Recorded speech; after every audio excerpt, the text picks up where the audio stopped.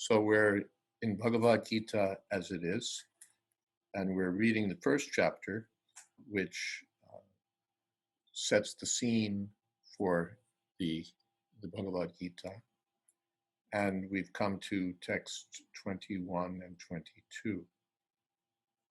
Arjuna Vacha, Senayor Upayor Madhye Ratam Sthapaya Mechuta Yavadetan Nirikshe Hang Yodhu Kaman Avastitan Kairmaya Sahayodhavyam Asmin Ranna Samudyame. Arjun said, O infallible one, please draw my chariot between the two armies, so that I may see those present here who desire to fight and with whom I must contend in this great trial of arms. Srila Prabhupada purport begins, although Lord Krishna is the Supreme Personality of Godhead, out of his causeless mercy, he was engaged in the service of his friend. He never fails in his affection for his devotees, and thus he is addressed herein as infallible. As charioteer, he had to carry out the orders of Arjuna, and since he did not hesitate to do so, he is addressed as infallible. Although he had accepted the position of a charioteer for his devotee, his supreme position was not challenged. In all circumstances, he is the Supreme Personality of Godhead, Rishikesh, the Lord of the total senses. The relationship between the Lord and his servitor is very sweet and transcendental.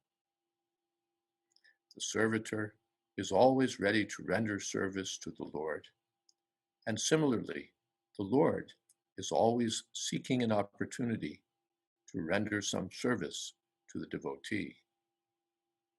He takes greater pleasure in his pure devotees assuming the advantageous position of ordering him than he does in being the giver of orders. Since he is master, everyone is under his orders, and no one is above him to order him. But when he finds that a pure devotee is ordering him, he obtains transcendental pleasure, although he is the infallible master of all circumstances. So here the transcendental vision of what's happening is explained to us. This is not an ordinary war with great commanders and great men on both sides.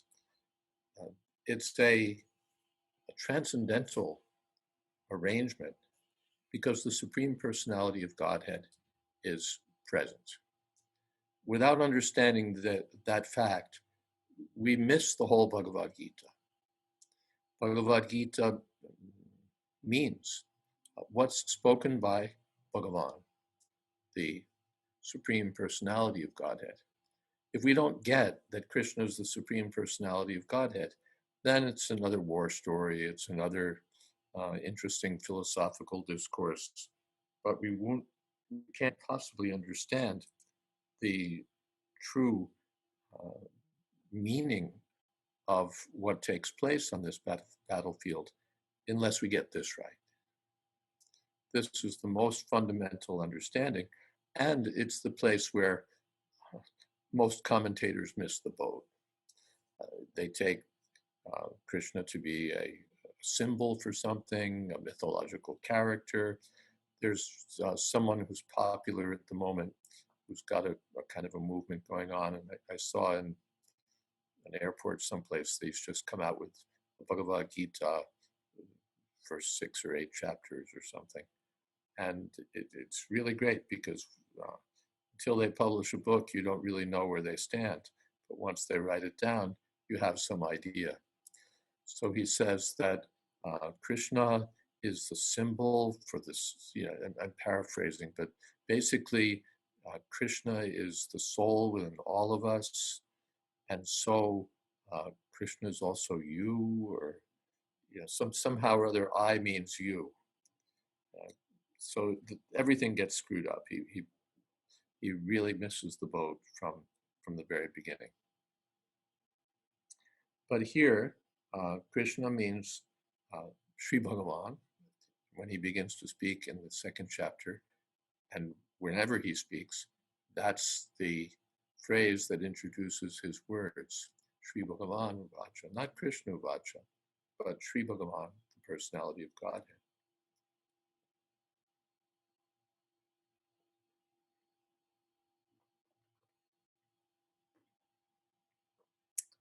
Personality of Godhead means he's the ultimate source of everything. He's the ultimate possessor of all power, all wealth, all fame, knowledge, renunciation, beauty, everything, all opulences. And Arjuna is his devotee. And it's out of affection for Arjuna that Krishna has taken the role of charioteer. Although Krishna is the personality of Godhead, Sambhavami Yuge Yuge, from time to time he comes to this material world and Manashim Tanamashita, he accepts the role of a human being and performs wonderful activities. Although he takes the role of a human being, he performs activities that no human being can enact. He kills the Putana Rakshasi and just as an infant. He lifts the Govardhan hill. He performs wonderful activities beyond the power of any human being. And yet, he enjoys playing like a human being. And so he appears as he agrees to accept the role of charioteer of Arjuna. Krishna offered to Arjuna and to Duryodhana, because both wanted Krishna on their side, but Duryodhana was more interested in Krishna's army. Krishna offered that once one of you can have my army and the other can have me. But if you take me, I won't fight. And if you take my army, they'll fight. So Duryodhana, Arjuna said, I'll take you. And Duryodhana was very happy. Yes, I'll take the army. He's thinking he's getting the better side of the deal. But Arjuna knew, Jayastu Panduputrana, Yasya Pakshe Janardana. Victory is on the side of the Pandavas because Krishna is there. Krishna is the Madhava, the husband of the goddess of fortune. At the end of Bhagavad-gita, Tatrashir Vijayo Bhutir Juvanitir Matirma. When Krishna is there with Arjuna, then there's all victory, all good fortune, everything. So Krishna, although he's the Lord of everything, the Lord of all the demigods, the Lord of all creation, takes the role of a charioteer for Arjuna. The charioteer is a subordinate person. You can think of a taxi driver in modern terms. He's your driver. Of course, the charioteer has to be more skilled, but basically, he's the person who takes orders and tells you and takes you where you want to go. So out of affection for Arjuna, Krishna has taken such a role, and he enjoys it more. Although everyone is offering him prayers and glorification, oh, Almighty God, the Vedic hymns are all glorifying him. But when one develops spontaneous love for Krishna, then the greatness of Krishna may be forgotten.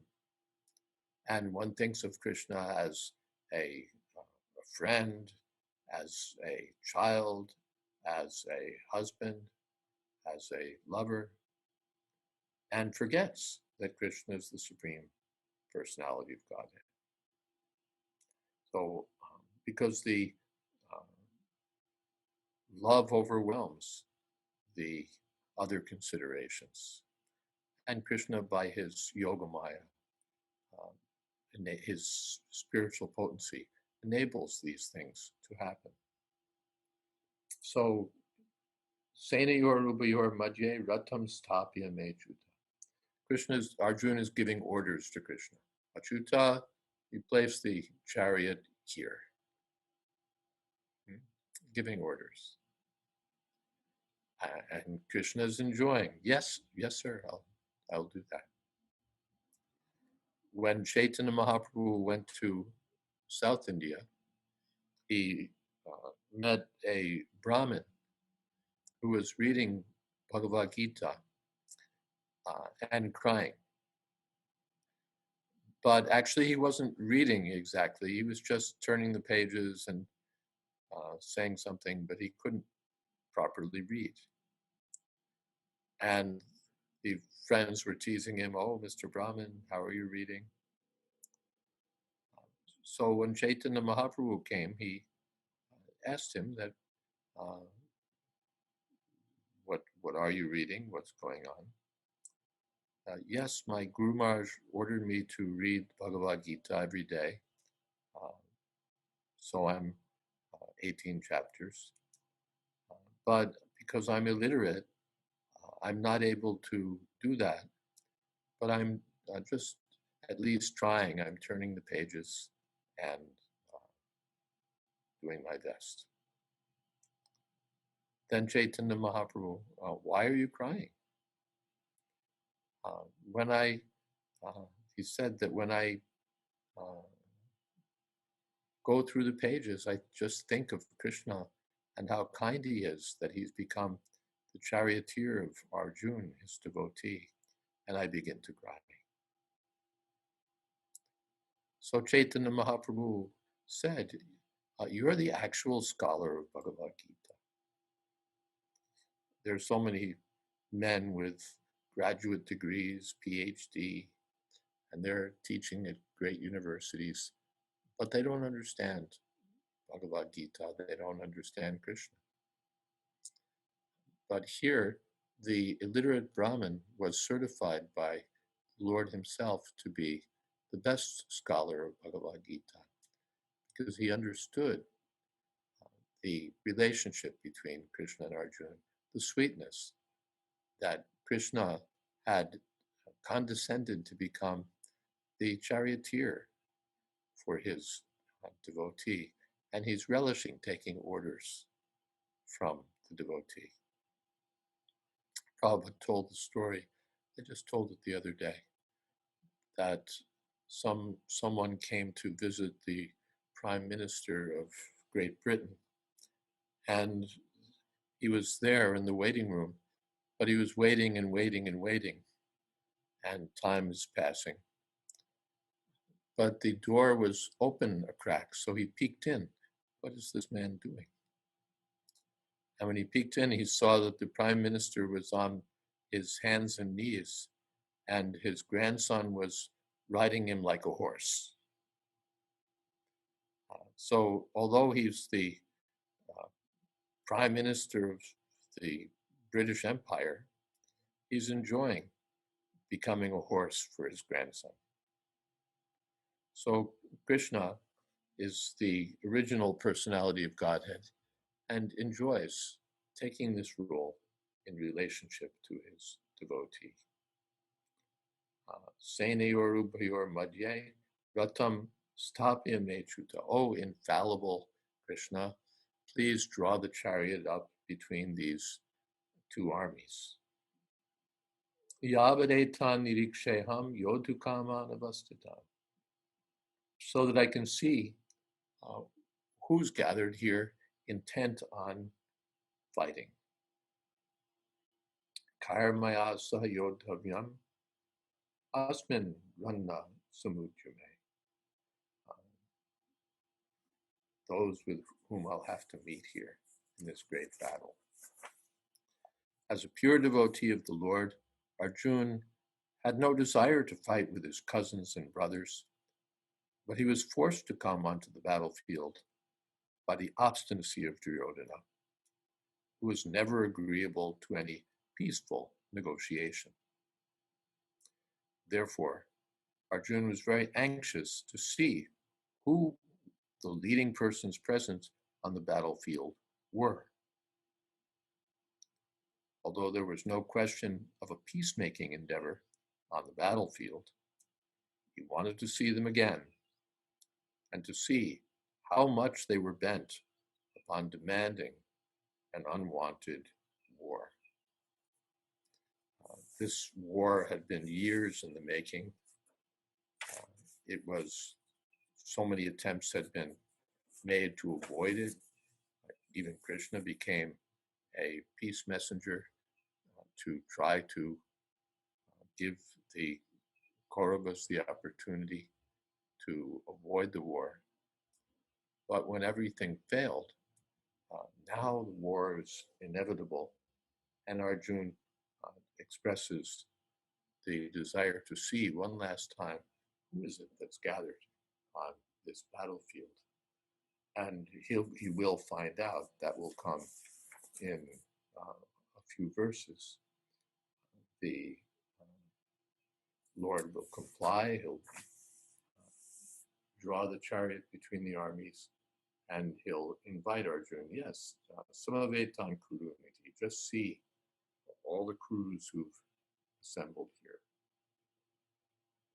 I'm going to stop here and see if there's some questions. Otherwise, I can go on and on, but there may be some questions or some comments. If you'd like to add something, please feel welcome.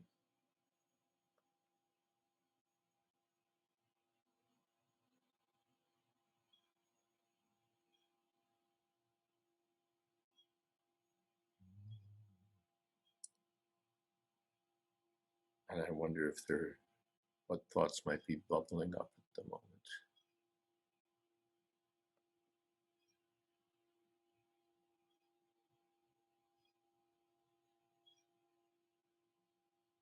Krishna, Krishna.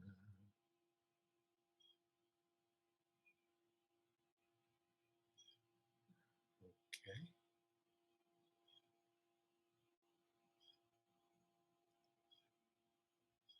The address to Krishna, Achyuta, is significant. Achyuta means infallible. Achyuta means fallible, literally capable of falling. And Achyuta, infallible. Prabhupada would pronounce it fallible, fallible, and infallible. So Arjuna represents the fallible living entities. All of us are subject to material defects, material incapabilities.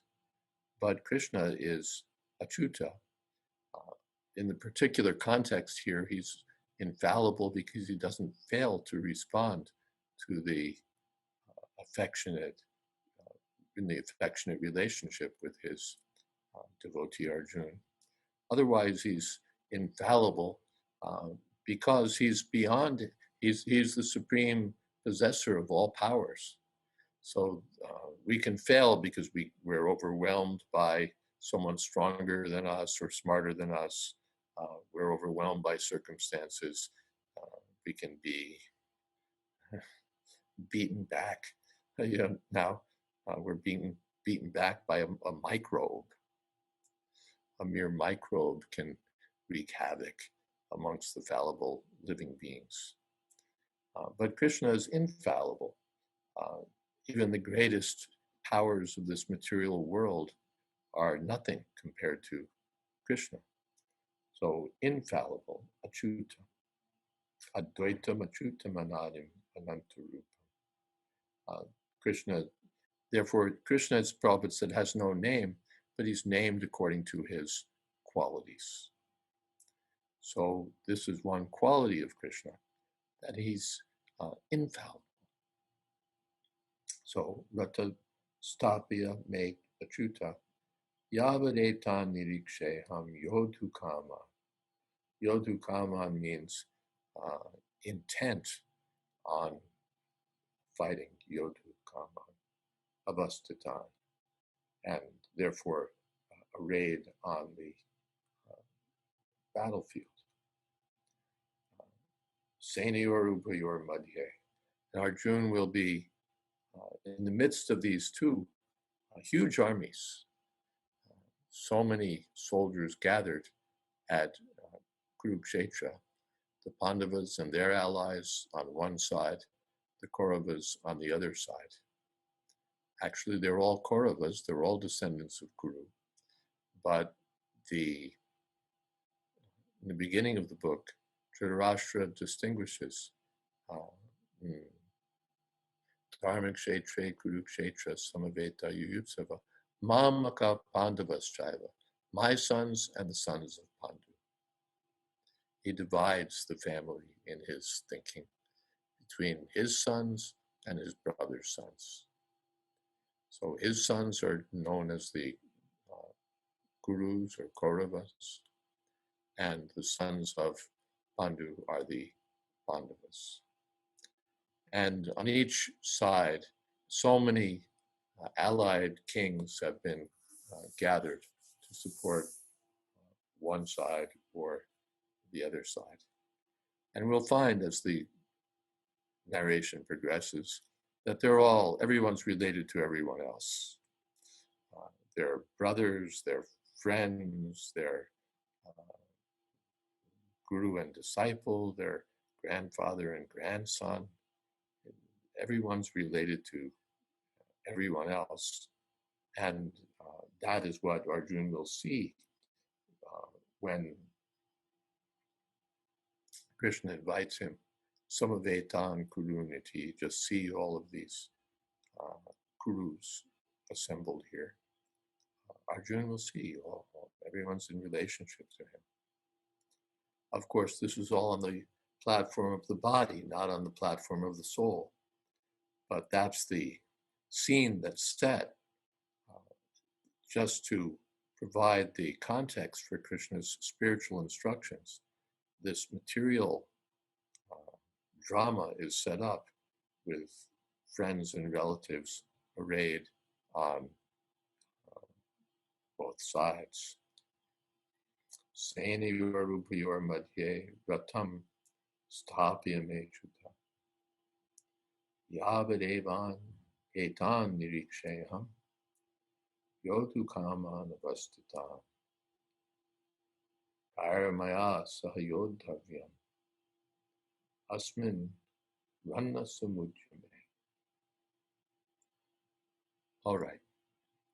Again, we'll see if there's some questions or thoughts that you may have. You can just unmute yourself and speak away.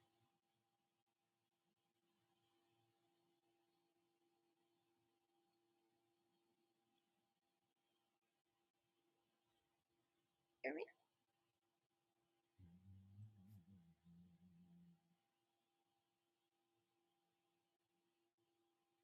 Hare Krishna, Maharaj, can you hear me? Barely. Oh, I don't know why. This is Ikeria. Okay.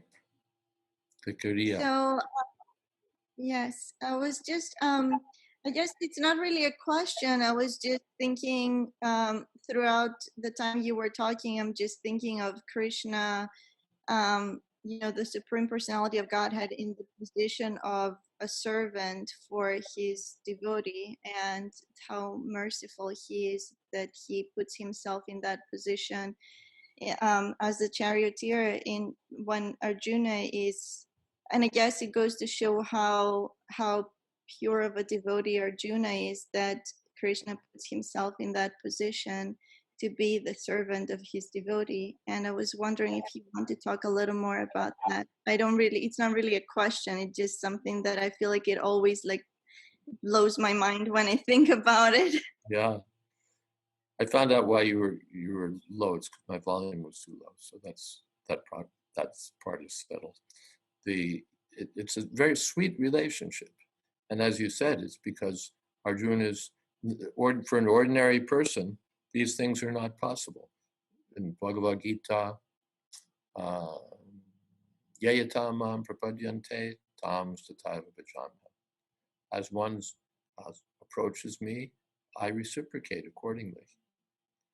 The impersonalists approach Krishna with a mundane philosophical speculations, and Krishna reciprocates and lets them theorize and go on in that way.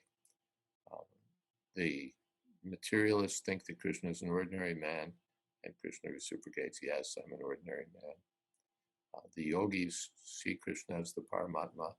When Krishna was in the wrestling arena of Kamsa, everyone saw him in a different way. The elderly gopis were seeing him as being like their son. The wrestlers were seeing him to be like a thunderbolt. The gopis were seeing him to be their most affectionate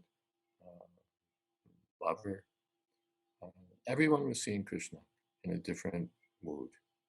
Kamsa was seeing Krishna's death personified. So here, elsewhere, Krishna says, Matasmitir Gyanam Apohanamcha. If you want to forget me, I help you forget. If you want to remember me, I help you remember. So here, as you said, Arjuna is a pure devotee. And for such a pure devotee, Krishna gives even himself. He gives even himself to his devotee.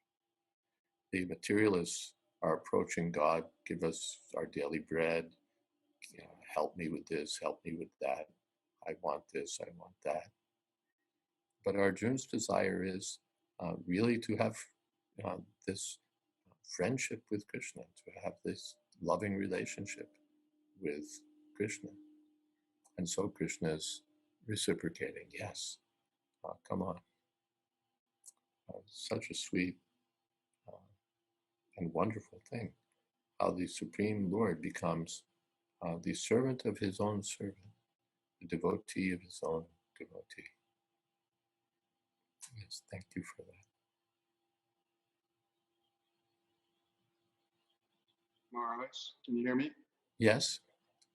Okay. So following along with that line of question and answering, question and answer. So why is it that that on Duryodhana's side, why is it that what's the connection between their not being devotees the way that Arjuna's a devotee, and they're thinking that they're better off getting Krishna's army on their side instead of Krishna on their side? That's called Maya. Maya means, among other things, material calculation.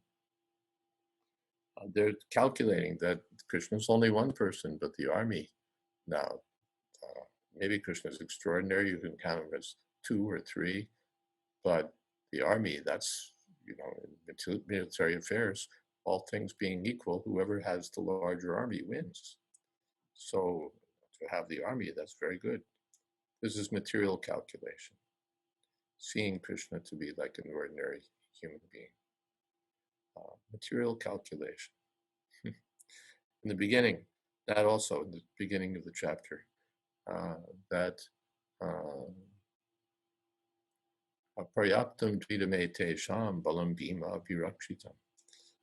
My forces are very great, and they're headed by Bhishma, and their forces are lesser, and they're headed by a less experienced general, Bhima. So it's a material calculation, because I've got more men and I've got a better commander. Therefore, I'm assured of victory. But it doesn't work that way. It doesn't work by material calculation. Arjuna will be victorious because Krishna is on his side. And that overcomes all other considerations. Is that all right? Yes. Mars, can I one more follow-up? Can I ask?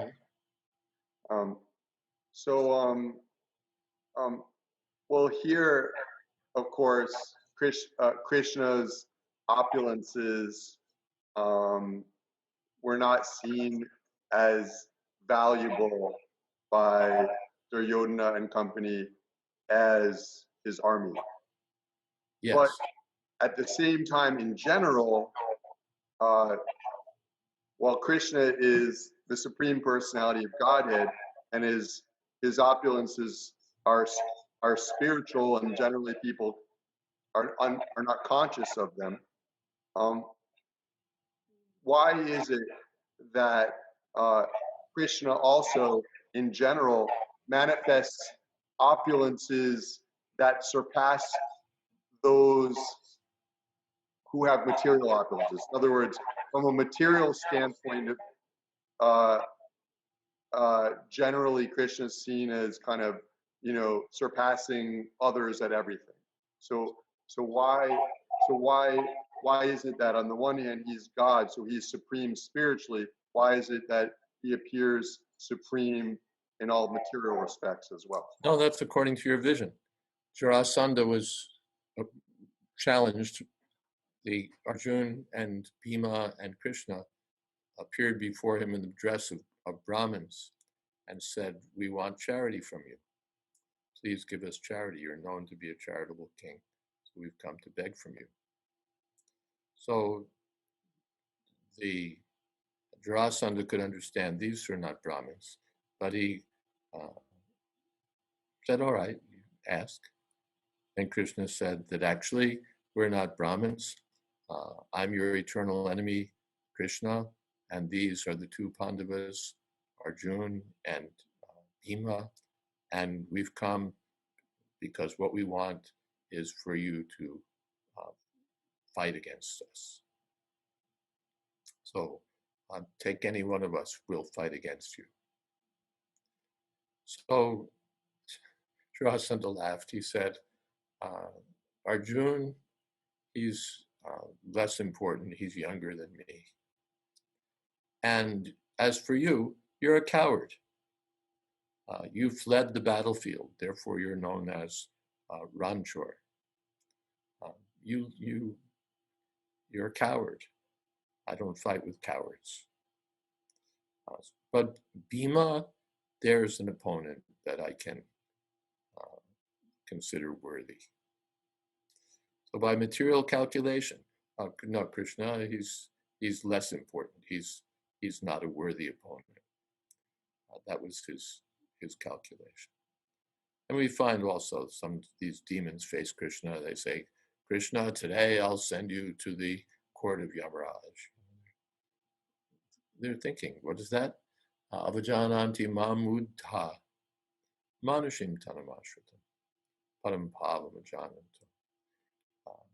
The fools, even when Krishna manifests his greatness, don't understand him. They think that because he looks like a human being, he's one of the human beings. Even the commentators on Bhagavad-gita, although Krishna is declared throughout to be the personality of Godhead, so many commentators take him to be a mythological person, a symbol of something else, your own true self, this, that, the other thing. They don't recognize Parampava Panchamanto. They don't recognize his supreme station because they're calculating by their own material yardsticks, their own material measures. This is Maya. Under the influence of that Maya, they don't, even though they see, they don't get it. They don't get that Krishna is the Supreme Personality of Godhead. There's some movie version of Ramayana by some French director, not Ramayana, Mahabharata, and he portrays Krishna like a sort of a wily politician. He's like a shrewd political person, but nothing divine about him. In fact, everyone, Lord Shiva, Krishna, all the divine persons are depicted as being something like us. Because although he has access to the literature, he doesn't have access. He's like a person who's trying to relish honey by licking on the jar. Without the guidance of a bona fide spiritual master, it's very difficult to understand Bhagavad-gita, even though the meaning is plain. One has to take to the process of Krishna consciousness to actually understand it. That means anukulyena, serving Krishna favorably. Otherwise, the demons, Buddho yam na vijanati, they won't understand. Ma maybe Is that okay? Very nice. Thank you, Maharaj. Raj, I have another question. Sure. And I'm sorry, it's probably very obvious, but I guess I'm still a little confused when you mentioned about Dhritarashtra being like talking about his sons and like addressing them as his own sons, but then he also mentioned that they're all one family. So I still understand the division, why he's making that distinction, even though everyone is one family. That's calculation. He doesn't acknowledge. Of course, they're all descendants of Kuru. They're all coming from the same. They're all, part of the same family. But he's so much in the bodily concept of life that he's thinking about himself. I should have had the throne. Somehow I was cheated of the throne because of my, because they hadn't passed the, equal opportunity for anti-disability or whatever it is act. So they wouldn't let me be king. But I should have been the king because I'm the older brother. But anyway, then Pandu died. So now it's me. And after me, my sons. Oh. In material calculation, we think of our offspring as being extensions of ourselves. Then, just like the New York Times, who's the editor? That Sulzberger, right? Yeah, yes. He's the editor and I think the chairman of the board. So he's the third one down. His father had the same position. His father had the same position. It could have been given to anyone, but it was given to the son, and then the son gave it to his son. These are extensions of ourselves, we think. Even it's said that the son lives on, the father lives on through the son. By material calculation, and people get this way, they have a son, and even Prabhupada mentions, if there's some 10 children, stuck in a fire or something, a man will save his own son first, because that sense is there, that feeling is there. This is my son. This is my son. People leave their fortunes. They could leave them to anyone, but they leave them to their children. They make the distinction that these are my children. Otherwise, they could leave the money anywhere. So this is, again, by material calculation, we think this way. And Dhritarashtra is thinking that way. His very name, Dhritarashtra, means holding on to the kingdom. So this is how he'll hold on. If I can't hold on to it myself, because after all, younger men will take over, but it should be my sons, not the sons of my brother. So this is rivalry. This is friends and enemies. This is inside, outside. This is duality. This is material consciousness. In material consciousness, we think that way. But in spiritual consciousness, one thinks that everyone, one sees everyone with equal vision, not in terms of my sons and their sons, but everyone is equally part and parcel of Krishna. Dhritarashtra doesn't have that vision. He's materially and spiritually blind. Is that all right? Yes, thank you so much. Hey, Krishna Maharaj. Devavan, I had a question. Who's that? Devavan? Devavan. Hare Yes. Krishna. I was thinking about Arjuna. You were speaking about how he requested that Krishna pull the chariot between both armies. And it said that that he was experiencing, compassion for his friends and his relatives on the opposing side, and that he was exhibiting a sort of soft-heartedness. I think Srila Prabhupada says that in one of the purports. And I was wondering, it's sort of related to what you were just saying, that's based on bodily identification. But upon the conclusion of the Bhagavad-gita and his discussion with Krishna, and the realization that these are all eternal spirit souls, what is his, does he continue in the battle? How does that love transform for his kinsmen and for those on the opposite side? Does he still possess feelings of love and affection for them, but on a deeper level, to the point where he can still engage in battle with them?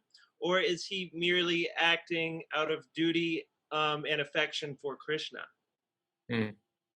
Of course, first here, at this point, when Arjuna is asking Krishna, please let me see who's here, affection hasn't yet kicked in. That will come after Krishna obeys the order and shows him, well, here's who's there. Then Arjuna will be affected by these sentiments, which Prabhupada discusses from two angles of vision. As you read the purports in the later part of this chapter, sometimes Prabhupada is talking about how Arjuna was compassionate, how these were signs of his being an advanced devotee, how he was so humble that he was willing to die rather than to oppose these great persons. And then elsewhere, especially in the second chapter, Prabhupada calls this weak-heartedness. Even Krishna, Kshudram Hridaya Darbalyam, how has this weakness of heart come upon you? So Prabhupada comments upon it both ways, sometimes speaking of it as weak-heartedness and illusion and dereliction of duty, and sometimes speaking of it as a sign of his devotional or his exalted qualities. So again, there's two ways of looking at it, and Prabhupada looks at it both ways. We find that Arjuna still has respect for his grandfather, love for his grandfather, Bhishma, as the Mahabharata unfolds and Arjuna goes to battle with Bhishma Dev, and then Bhishma Dev is on the bed of arrows. So much affection is shown by everyone, really, but especially by Arjuna for Bhishma Dev. So that affection is there, but this duty is there. They may be my friends, they may be my relatives, but this transcends that. Just as in the law court, even if a relative comes before the judge can't think, well, here's my relative, I have to go soft on him. He has to think, I have to treat him like everyone else. I was just thinking about it because I heard that Mayor Cuomo's brother has contracted the coronavirus. He's tested positive for the virus. So, of course, everyone hopes that it will be a mild case and it'll be all right. But suppose it becomes an advanced case and even a critical case. The mayor, as the mayor, you can be sure he can't just step in and say, special treatment, he's my brother. He's the mayor of all the citizens, the governor of all the citizens. He has to step back and say, you know, do your best for all the people. He can't step in and say, special privilege, he's my brother. Because his duty trumps, to use the word, his affection. He has to place his duty first. So, or in so many ways in ordinary dealings. We have to, if you're a corporate officer, you can't just give jobs out to your family members. You have to consider what's in the best interests of the corporation. That's your duty as a director, not that to pad it with family members and friends and supporters. Of course, they do in politics and in corporate life. These things go on, but that's contrary to duty. So the sentiments will naturally be there. Prabhupada sort of paraphrased or projected a discussion. Do you think that if I have to kill if I see my friends and relatives die, I won't feel affection? Prabhupada said, no, you will. You may cry. But still, one has to perform one's duty. And not only duty, but from a position of knowledge. From a position of knowledge. Just like when Bhishmadev passed away, everyone had mixed feelings. They felt sorrowful because he'd left. And on the other side, especially those who were self-realized, saw that it's simply he's being freed from this life and being transferred to a higher position. So, yes, by higher intelligence, one has to go above the platform of emotions and the platform of this body, and consider, yes, one's eternal relationship with Krishna and one's duties in that relationship. Sometimes that may be difficult, sometimes that may be painful, sometimes not, but that one has to consider. Is that okay? Perfect. Thank you so much. Hare Krishna Maharaj. I don't know if you guys can hear me. Excuse me? Yeah, Hare Krishna Maharaj. Hare Krishna. I just have a question about what's going on today. In spite of all the advances in science and technology, there is nothing against viruses like COVID-19. So it seems like we humans are powerless from these dangers. But the chemists are powerless to... What can we learn from this pandemic that has affected much of the world right now? And you also mentioned that Krishna is infallible.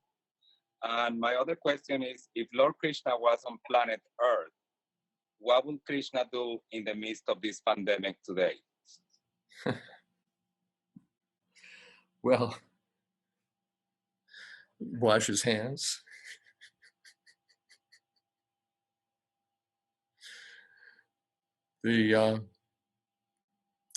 First, what do we see from it? Krishna says in the Bhagavad-gita, Dukkalema Shashvatam. This is a world which is full of miseries. We Sanatan Goswami asked, Kayami, Kene Amai, Jadatapa Troy. Why are these threefold miseries always giving me trouble?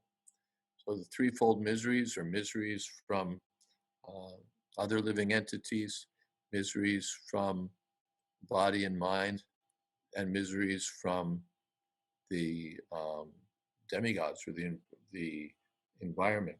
In fact, I'm proofreading my book for the next printing. Let me just catch that and see if I can find the section.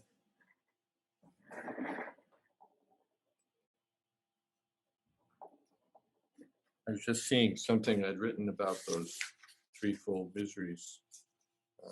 See if I find it.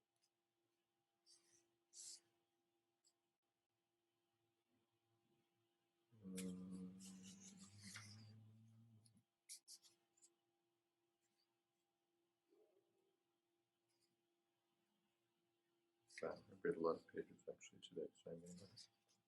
But I don't need to find it. It's not that important. But among the miseries caused by the other living entities, you can include the viruses, the mad dogs, human beings, viruses. They all give misery. The body and mind give misery. The demigods through the environment, they give misery. So this is exactly a confirmation of Krishna's teaching. It's not like, if there's God, why are these things happening? God tells you this is what you can expect. This is the material world. It's not like breach of contract or something, that you were promised that it was going to be strawberry fields forever down here. Krishna is certified that this is a world full of miseries, and so it is. So if Krishna were here today, he'd say, Sarva Dharman Pratyaja, Mamekam Sharanam Vraja. Take shelter of me. Aham Tam Sarva Papebhyo Mokshayashyami. I'll give you freedom from material existence. The same message, but we're stuck on, well, if there's God, why is there a pandemic? If there's God, why are people dying? Well, that's what happens. That's the way it's set up. That's the way it's supposed to happen. That's the material world. If you don't like it, go to the spiritual world. How do you do that? Mamekam Sharanam, surrender. Is that okay? Thank you, Maharaj. Thank you. Anything else? Shall we stop here? Atma, you want to give some directions? Well, Maharaj, it's so nice and been so long since we're together, and also, hearing nicely from you. So I'd be sad for it to end right there. But how about this? Maybe some of the there's certain folks here who are we haven't had with us before in our association, because I can see the different persons who are part of this. Maybe one of you wants to ask a question, no matter how elementary it is.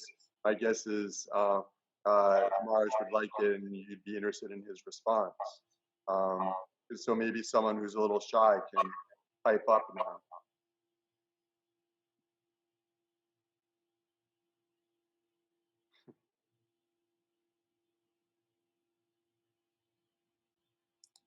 Or maybe not. Maybe not. Well, if I'm losing all hope for someone to ask a question, I just can't help but think of asking Gail, because she's always got a question. Gail? Okay. Well, I mean, it was a little trivial for me to ask, but it's not a big concern. But I just actually learned that that COVID is not actually a living entity. That is a. Yeah, I was like somewhat in doubt about that myself, whether it's characterized as a living entity, not a living entity. I'm not sure exactly what scientists say about it.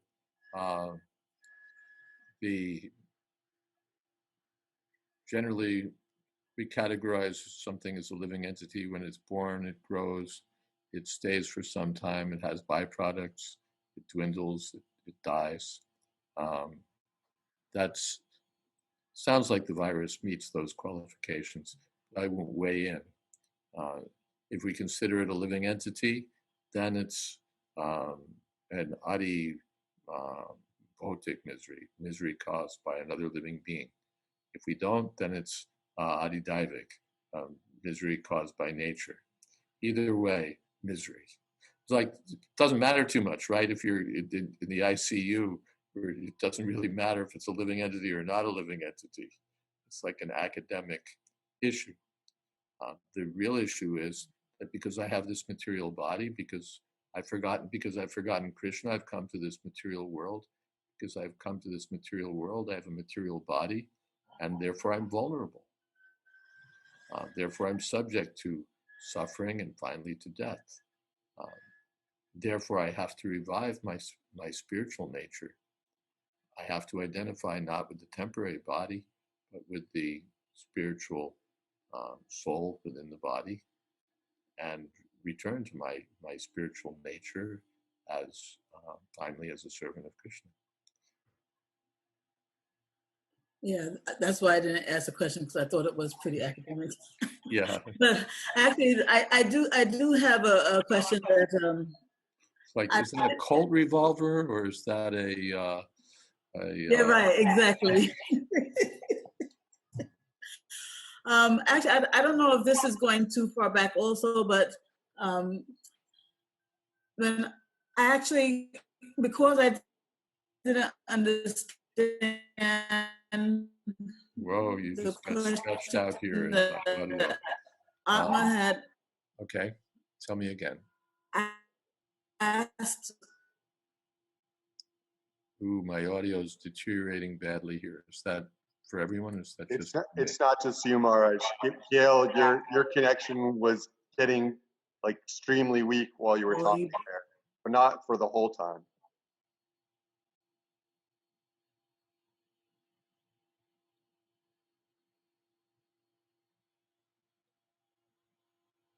Now she's gone silent.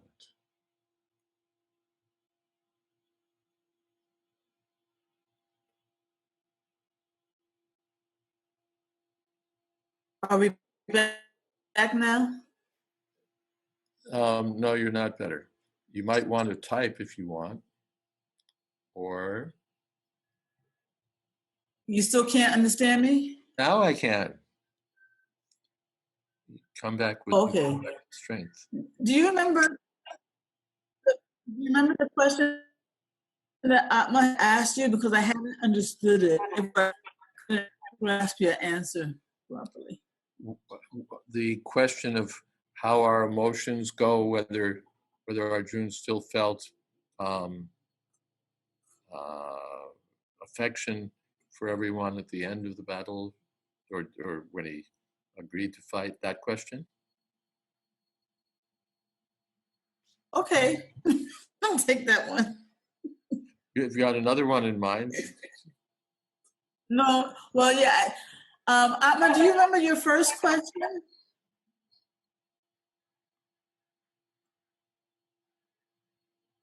You're muted, Atma. Okay, I'm learning. So yeah, so I let me see if I can get this right. I think what I had, my first of two questions was, what's the connection between Duryodhana's side lack of devotion for Krishna and their thinking that they're more likely to be successful on the battlefield if they have Krishna's army, which is massive, rather than Krishna himself? This is material. I think the answer to that one, yeah, that was the material calculation. Maybe I mean number two. Okay. Okay. Let's try for my recollection of the second question. Okay.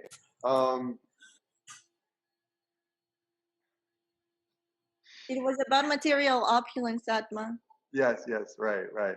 So Krishna being supreme in all spiritual ways, I was asking how is it, or just is it, that Krishna is supreme in all regards material as well? Why does he come across that way. Of course, though, Maharaj, you made the point, well, many persons don't think that he's supreme when they gauge his qualifications in the material realm. That's okay. Yeah, so this was the question, but this is my problem. I couldn't understand. Maybe Maharaj, you can rephrase the question because I can't understand the question. Question is that if Krishna didn't, I guess if Krishna didn't want to just reveal his divinity in all respects, why does he show such great material opulence? Is that it, Atma? Yes. Okay. So even when, of course, for Krishna, it's not material or spiritual, he's opulent. That's all. And you take it as material or spiritual, but it's Krishna's it's ultimately it is spiritual. But they can't understand it because of envy. When we're envious, we can't appreciate someone's good qualities.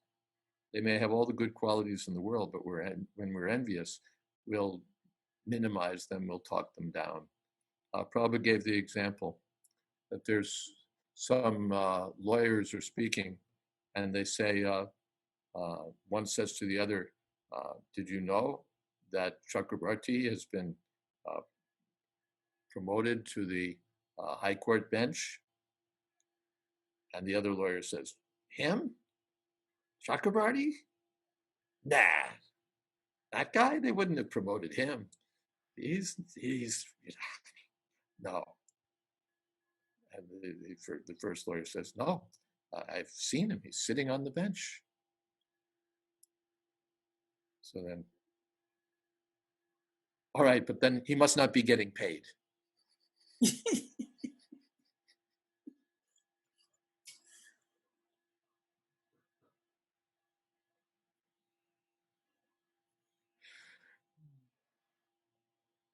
Somehow to minimize. This is the nature of the envious mentality. Kamsa, he said, oh, Krishna, he's killed some harmless water snake. He's defeated some harmless water snake. Kaliya. This will go on. That we minimize the prowess or the qualities of those of whom we're envious. So the envious demons will not appreciate Krishna. They won't be able to understand. Okay, but the question, I do understand the answer. The question was, if Krishna is so opulent, then why does he display? I don't know. For the devotees. Whatever Krishna, although Partranaya Sadhunam, Vinashaya Tradushkatam, to annihilate the demons and favor the devotees, but it's all for the devotees. When he's killing Hiranyakashipu, that's for Prahlad. Everything is for the devotees. For the demons, he could just dispatch them through an ordinary act of material nature, drop a tree on them or something. But when he comes personally to vanquish the demons, it's for his devotees. It's for his devotees that he appears. And for the innocent also, to reclaim them. And even for the demons will be benefited if they're killed by Krishna. So Krishna is, in that sense, equal to everyone. He's the benefactor of all. Who is it? Uddhava says that, why should I surrender to anyone other than Krishna, who's so merciful that he's given the position of a mother to the Putana Rakshasi. This is Krishna. He's so kind that even though the Putana came to kill him, he gave her the position of mother in the spiritual world. So Krishna is kind to everyone. Mhm. Thank you for bearing with me on that one, Maharaj. Excuse me? Thank you for bearing with me on that one. Thank you. Hare Krishna. Hare Krishna. All right, shall we stop here? I had a quick follow-up, Maharaj, to my question, if that's okay. Yes. Yeah, sure.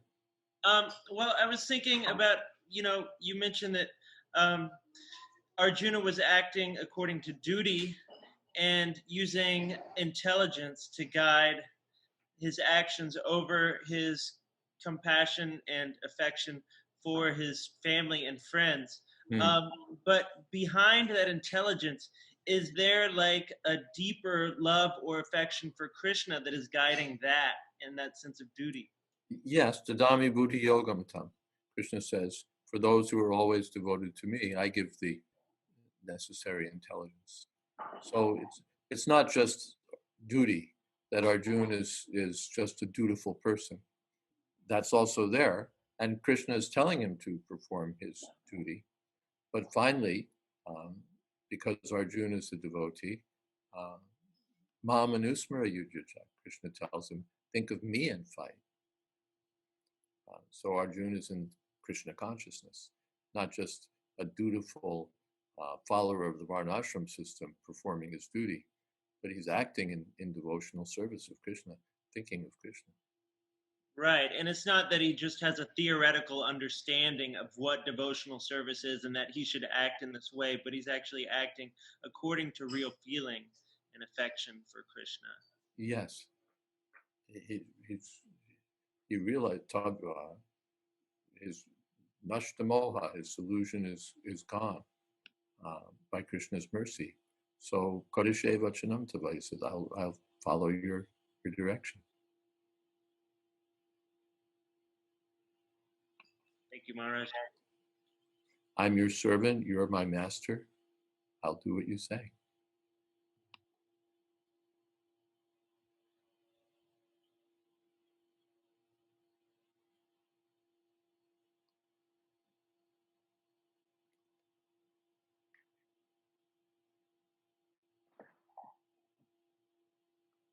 Marsh, shall we? Is that the point that you'd like to stop the class and go to the kirtan, or no? That's a good point, I guess. I can also mention before I forget that I'm giving classes on Monday, Wednesday, and Friday. They're also on Zoom. There's the place, but Zoom has just changed their rules. They just sent a message out today that they've changed their rules. So I think what it means is you need an invitation, or you'll need a password or an invitation. So for that, you could get in touch with Madan Gopal at ISKCON of Tuaco. Let's see, do I have his information? I do.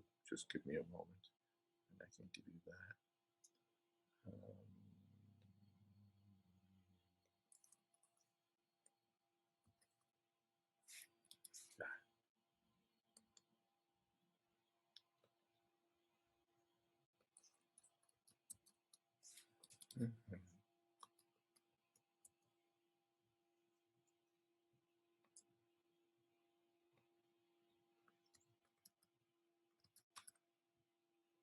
Yeah, so if you haven't been attending the Monday, Wednesday, and Friday classes, but you'd like to, you can write to Madan Gopal.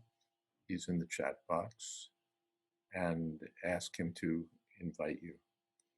Because I don't know if I have the power to do it. Not quite sure how to do it. He's the organizer, so he could do that. And we're speaking on Srimad Bhagavatam from 8 to 9 o'clock on Monday, Wednesdays, and Fridays. And there's also other on the off nights, as it were. They're not really off nights. They're off the nights when I'm off. Then someone else is on. Different devotees have been speaking in that same time slot. So if you're hungry and thirsty for association, the whole week is full. There are programs from Bhakti Center, from Radha Govinda Mandir, from is kind of central New Jersey, Tawako, and now you're starting up programs here for 26 Second Avenue. So the more the better. Would I please add your email to the address?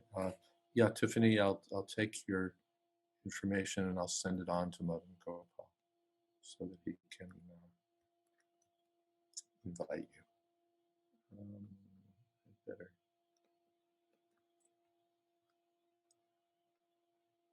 Yeah. Yes, Tiffany, you'll get an invite.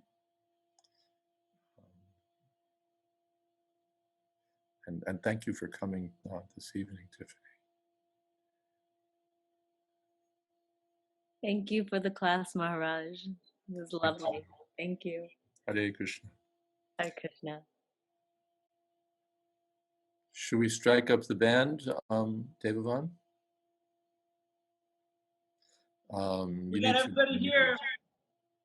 We've got Mridanga and Kartals now. We have a new member, Gaetano, here in the corner. Joy. Yeah. Hare Krishna. Hare Krishna.